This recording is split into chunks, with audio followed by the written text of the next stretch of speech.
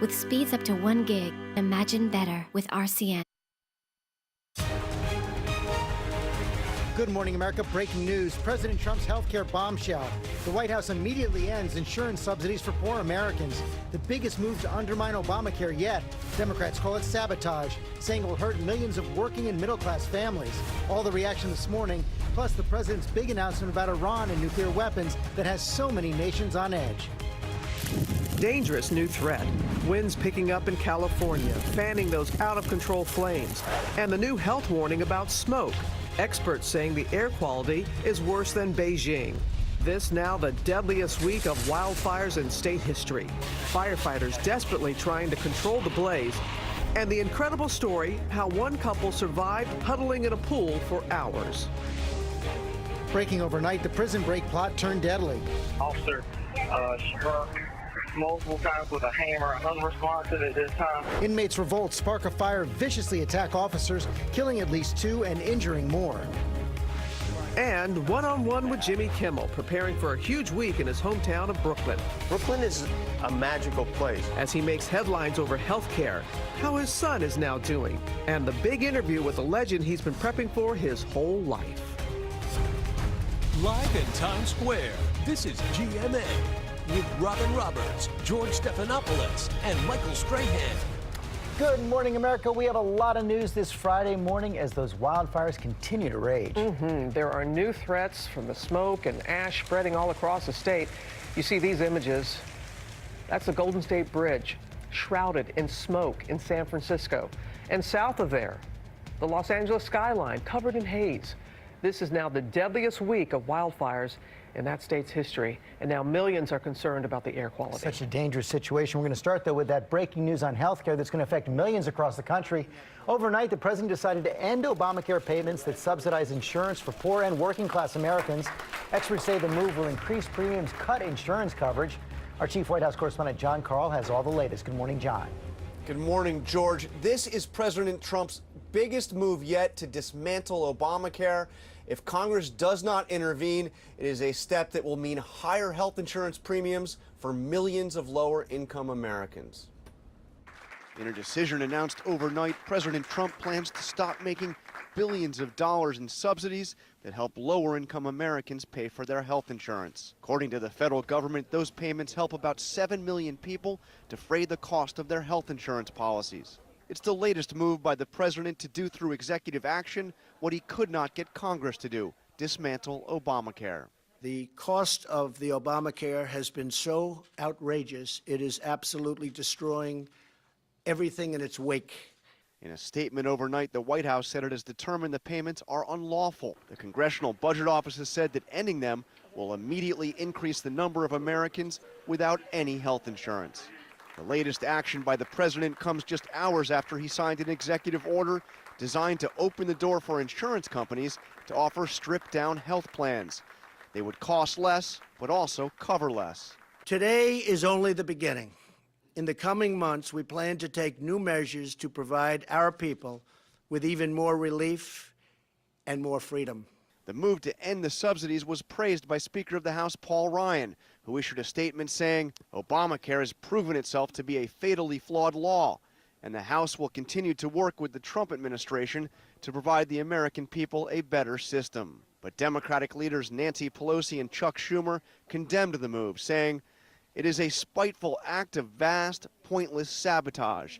Now millions of hardworking American families will suffer just because President Trump wants them to. The president is already out on Twitter this morning defending his move, tweeting, quote, "The Democrats' Obamacare is imploding. Massive subsidy payments to their pet insurance companies has stopped. Dems should call me to fix." But, George, as you saw in that statement from Nancy Pelosi and Chuck Schumer, the call effectively is in saying that Democrats are horrified by this move and think it will mean fewer people insured and more people paying much higher health insurance premiums on the lower income side. Interesting use of the passive tense in that tweet. It was the president who stopped the payments overnight. Now he's saying the Democrats should fix it. And on another matter, yesterday, John, pretty extraordinary White House briefing room appearance by the Chief of Staff, John Kelly, for the first time coming to the briefing room and saying, basically, I'm not getting fired. George, it's another one of those I've never seen anything like it moments here in the Trump White House. There have been so many stories about discord and dissension in the West Wing and about Kelly's deep frustration with his inability to control the president. But he came out and said it's not his job to control the president, that he thinks this is the most important job he's had, the most challenging job, and he's not quitting or getting fired anytime soon. And seemed pretty relaxed in the briefing room. John Carl, thanks very much.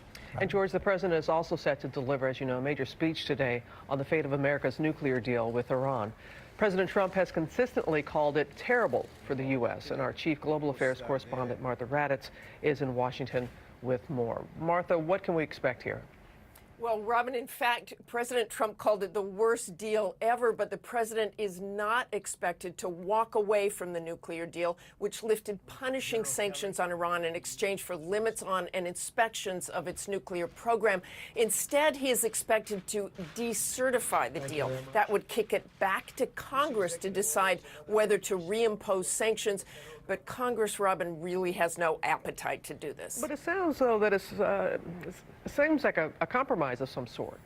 It does, because this way he can say he did something about the deal but not completely rip it up, which would infuriate the others who signed on to the deal. But this will still be seen as very controversial, Robin. All right, Martha. And George will be anchoring ABC's live coverage of the president's remarks on Iran today, starting at 12:45 Eastern. We'll be back here for that. We're going to get the latest now on the wildfires in California. Winds set to pick up again, spreading smoke and ash. And right now, 21 fires are burning, scorching nearly 200,000 acres. At least 31 people have died. ABC's Lindsay Janis is on the scene in Santa Rosa. Good morning, Lindsay. Good morning, George. This is the fate that so many people here still face. If they manage to get out alive, they just don't know what they're going to be coming home to. Look at this. This was somebody's home gym. Right here, the treadmill. And just over here, iron barbells, some of the things that survived the searing heat. But look at this entire neighborhood consumed by flames. This morning, firefighters once again worried about those strong winds. They're asking everybody to pay extremely close attention to emergency services. This morning, California wine country under siege. 21 monster fires raging, forcing mass evacuations and prompting this warning from the mayor of one town. You will not be given life safety support at this point. You are on your own. If you're trying to visit Calistoga, you are not welcome. Aircraft like this DC-10, now part of the assault on the fires that have so far scorched an area the size of New York City, killing at least 31 people, hundreds more reported missing. This is the deadliest week in California wildfire history. On the front lines, firefighters desperately trying to prevent the giant fires from merging together. The fire is moving quickly up this hillside. These engines are trying to get to homes to protect them. Crews fighting the flames by hand. We need to know what's below us, what's above us, because it affects everything. In devastated Santa Rosa, authorities using cadaver dogs to find victims. Identification is going to be hard.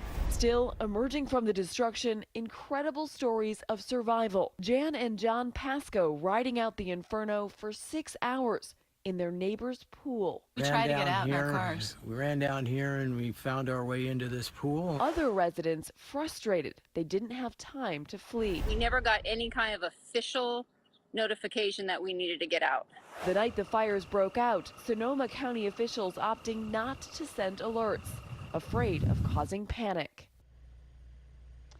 As if losing everything wasn't enough, the people who live here are not allowed to come back. Firefighters say it's simply too dangerous and they don't have the manpower to bring them here. But this is a lovingly landscaped backyard and there's treasure in this debris. Right here, a sign with the family's name on it.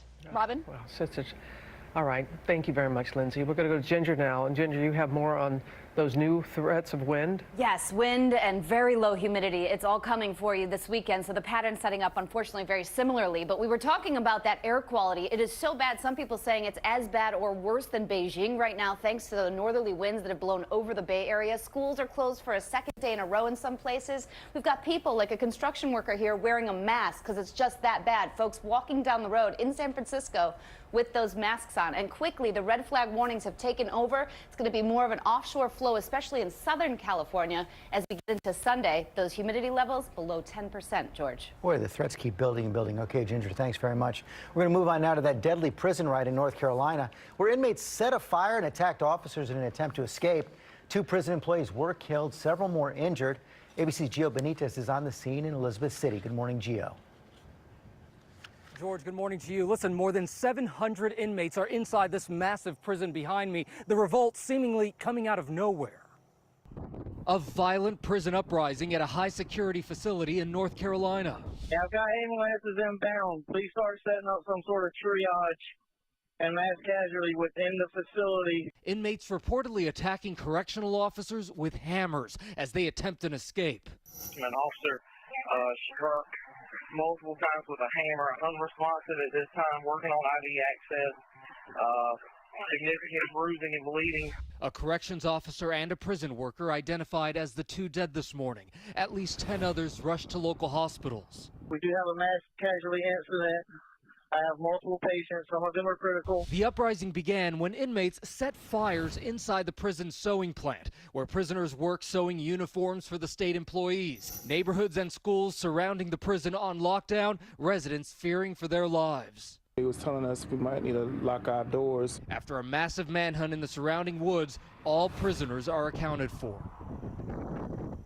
And back here live at the prison, we can tell you that 3 prison employees are still in critical condition right now. 7 were treated and released. We also know that 4 prisoners were treated here. Robin. All right, Gio, thank you. This morning, Puerto Rico is still facing a crisis from Hurricane Maria, more than 3 weeks after it hit. The president coming under fire for tweeting that FEMA and the military cannot stay there forever. The White House, though, insisting relief efforts will continue until the job is done. ABC's Victor Oquendo has the latest from San Juan. This morning, frustration and disappointment across Puerto Rico after a series of tweets from President Trump ending with this warning. We cannot keep FEMA, the military, and first responders in Puerto Rico forever. The backlash, fierce. The mayor of San Juan telling CNN, for some reason, he's taking all of his anger out in Puerto Rico. There's a big disconnect between the big heart of the volunteers and the people that are here working on the ground and frankly, the big mouth of the President of the United States that continues to add insult to injury. This family, sitting outside at night to stay cool, says they've been without power since before Maria, when Hurricane Irma grazed the island. The people in the inside the country and the municipalities, they need help, emergency help from FEMA. 3 weeks after Maria hit, just 17% of the island has power. Down power poles, common sites. Only 64% of Puerto Rico has access to water, and the death toll now stands at 45, and that number could grow. How do you feel? ¿Cómo te sientes? We checked in on the Vasquez family, Lisbeth Vasquez Delgado from New York, taking care of her elderly parents, suffering in their apartment without power. Supplies are scarce. All they have left, corn pops and crackers. Do you feel like you've been abandoned? 100%. 100%? She tells us her parents can't take it anymore and wants to move them in with family in New Jersey for good as soon as she can afford plane tickets. Some help is on the way. This effort to install solar panels at a fire station in San Juan has A-list support and backing. Leonardo DiCaprio and Mark Ruffalo help coordinate.